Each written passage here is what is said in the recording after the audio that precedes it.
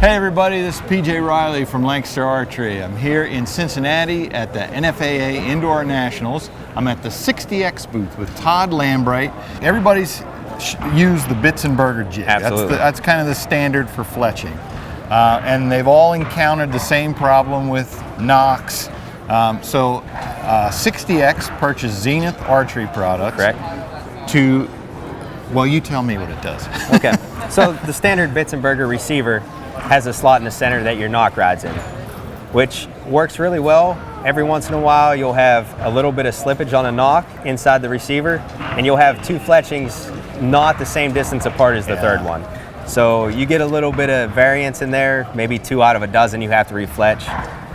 We have a product that gets rid of it, just eliminates the problem. The fix is basically you take the Nock off. You take the Nock off, correct. And so this is called the Bitzenburger Upgrade Kit. Correct. So show us what it is and what it does. So on this, I have the Bitzenburger Upgrade Kit in here already, but you have to flip this jig over so your set screws don't fall out. None of your springs or bearings will fall out. So this is what the upgrade kit looks like. It has the same indentations as the stock one. Yeah, everything. It just replaces the stock one just as easy.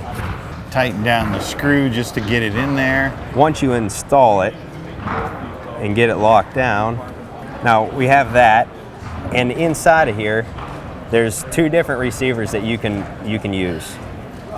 166 and 246 come with it. The 246 also has a slot in the center, accepts pin Nocks.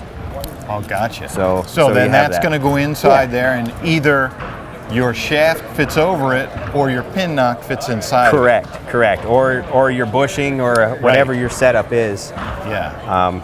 And it's just very straightforward to install. You just lock that down and tighten whatever set screw you want back up for whatever degree that you want your fletching to be at. So that's going to hold your arrow solid, so every time you turn it, it's going to exactly the same spot. Yes, and your arrow cannot slip because the bushing's inside of the arrow shaft. And so now for the 166s, for the very small diameter arrows, the other problem people kept encountering was helical. Your shaft doesn't sit in there straight. So there's another piece that comes with this. Correct. So on the top with a small arrow shaft, sometimes it's hard to get a good footprint on your vane for a hard helical on a small diameter arrow.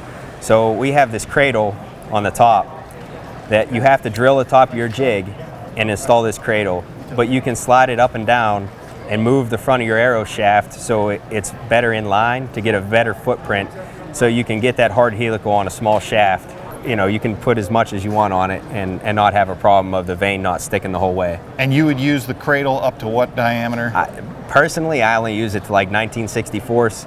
I know a lot of guys use it all the way up to 23s. Gotcha.